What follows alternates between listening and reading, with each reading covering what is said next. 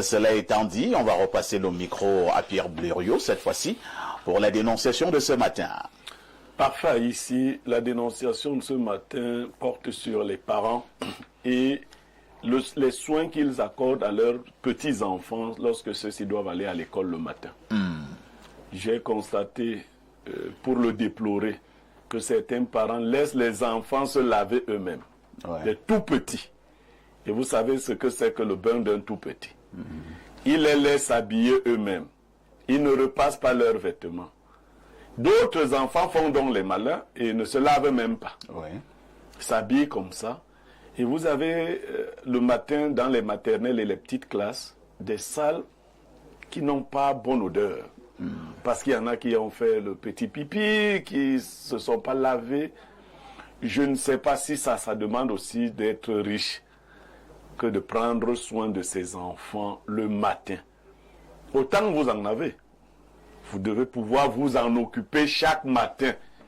Peut-être qu'en journée, les enfants peuvent se débrouiller à prendre un bain. Mais le bain du matin, lorsqu'ils ont dormi, avec la crasse et tout le reste qu'on peut imaginer, les parents sont affairés à toute autre chose. Les aînés, parce que nous faisions cela. Parfait, ici. Je vous ai dit ici que ma mère avait beaucoup d'enfants.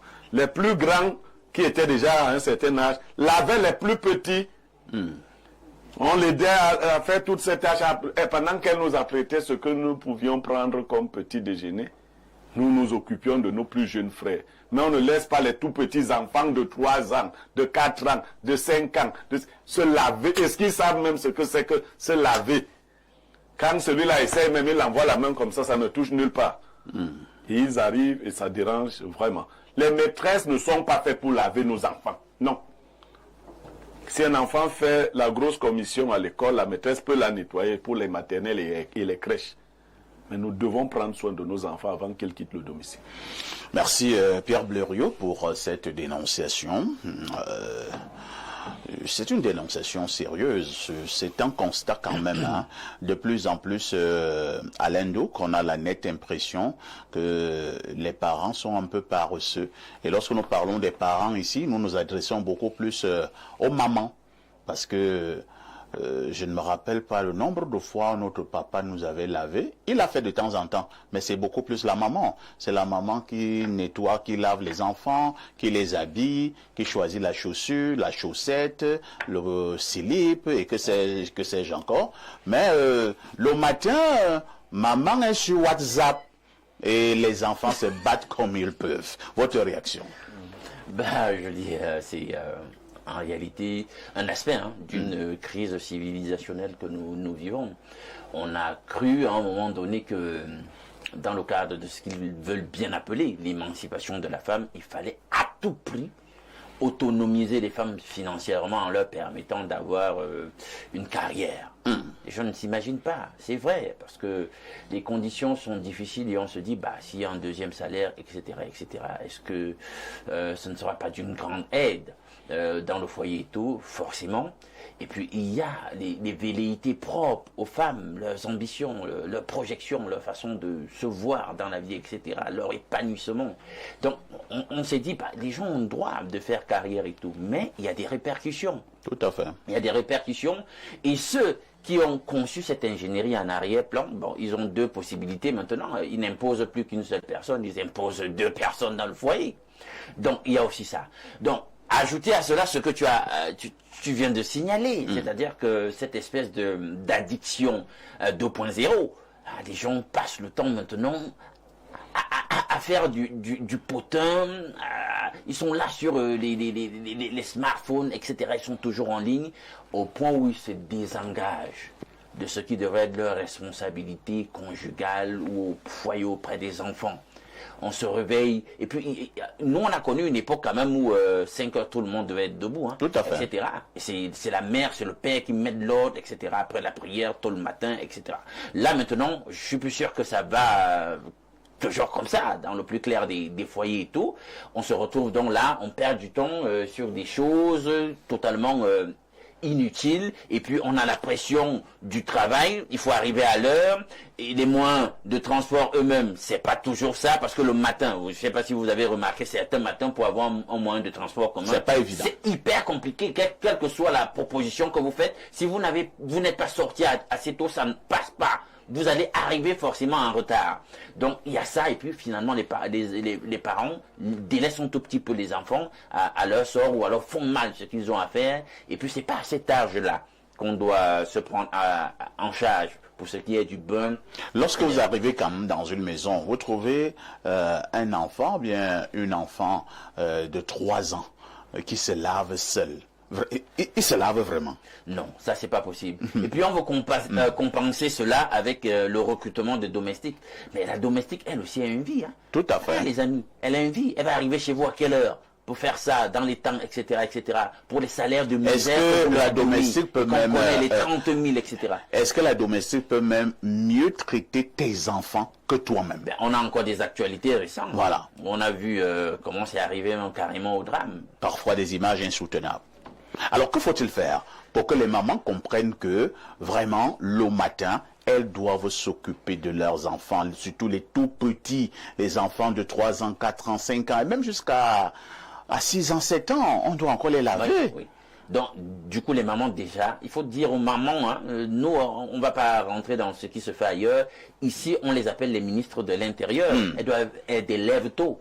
Elles doivent être cette espèce de femme qu'on décrit quelque part là dans le livre de proverbes, très industrieuse, alerte en tout, etc., qui prend soin de l'économie de son foyer, etc., dans tous les différents aspects, productive, etc. Donc, qu'elle se lève tôt, hein, si vous vous levez à 4h30, je pense qu'il n'y aura pas mort d'homme. Bon, donc on va dire c'est à l'heure là où monsieur lui-même vient embêter, etc. etc. Bon, et même si le monsieur embête, c'est pour combien de temps? Bon, voilà, il faut prendre ça. Il faut prendre ça en ligne de compte. Et le monsieur, est-ce qu'il embête tous les matins? Voilà, donc du coup, on fait les choses assez rapidement pour que plus tard, 1 heure avant l'heure d'entrée dans les salles, les enfants sont déjà au moins en route là pour prendre le taxi ou alors pour se faire accompagner.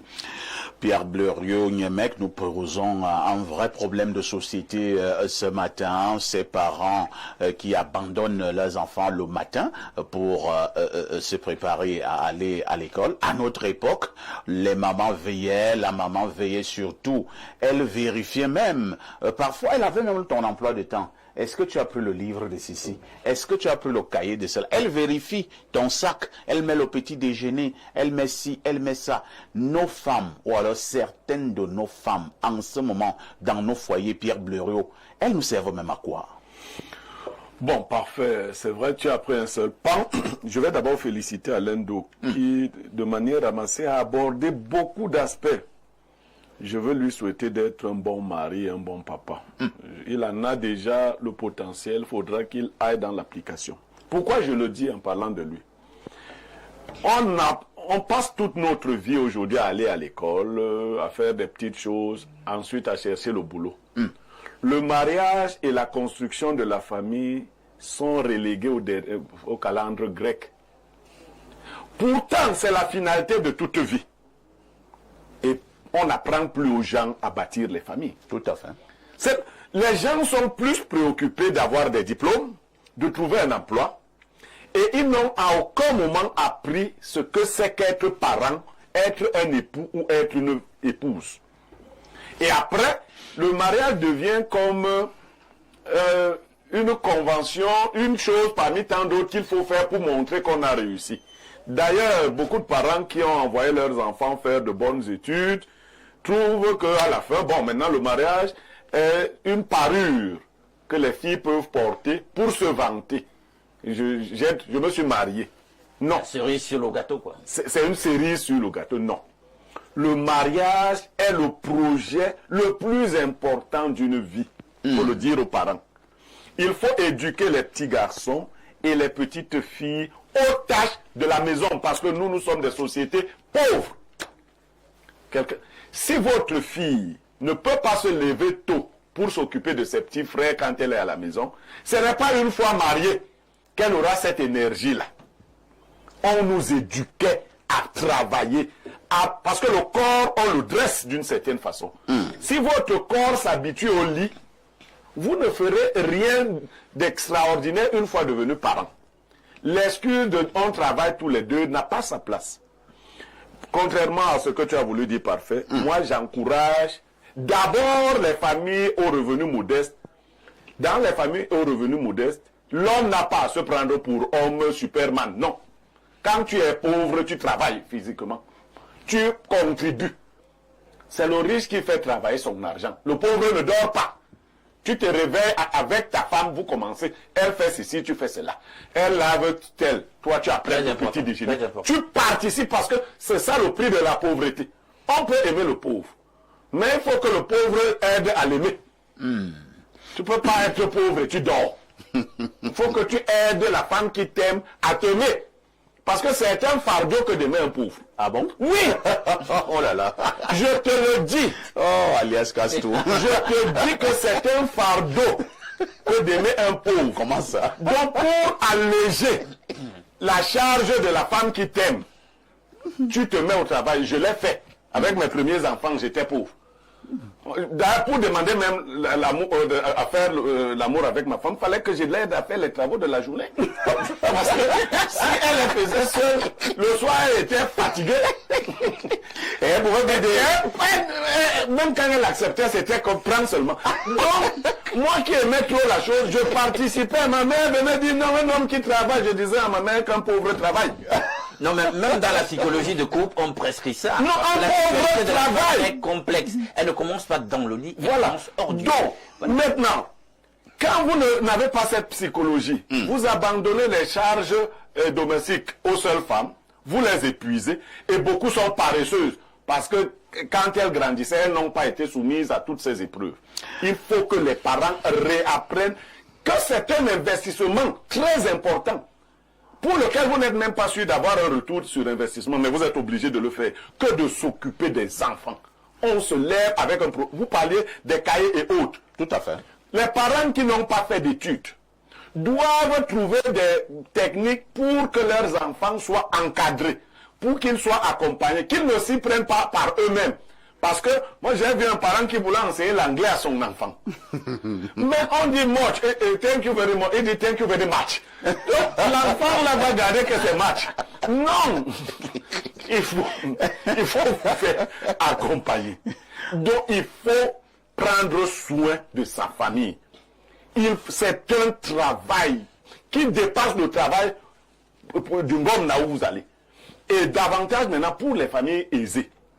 On n'est pas obligé de faire que la femme aille travailler aussi. Vous savez, on peut concevoir, quand on en a les moyens, une femme épanouie qui mène d'autres activités parallèles, mais qui s'occupe de ses enfants. Nous ratons le plus important parfois ici. Après que les parents ont réussi à avoir de l'argent, à faire à construire les maisons, ils ont élevé des imbéciles. Tout à fait. Et la conséquence est laquelle? C'est ce que nous voyons. C'est que votre royaume s'effondre comme un château de cartes. Donc, le plus important, c'est de bâtir les hommes. Il faut donc y mettre de l'énergie. Entendez-vous? Bon, les femmes créent aussi. Que de construire des immeubles. Voilà. C'est pas mieux de former les hommes. Bon, c'est vrai qu'il y a une dernière crainte. Aujourd'hui, les mariages ne sont plus solides. Si la femme met entre guillemets sa vie professionnelle, avec le risque de perdre ce mariage, lorsqu'on la chasse de là, l'âge est passé et autres. C'est pour cela que les unions doivent se solidifier, s'enraciner. Je ne vais pas ajouter ici, quand vous le pouvez, si vous le voulez, fondez vos unions sur la crainte de Dieu. Qu'elles soient durables.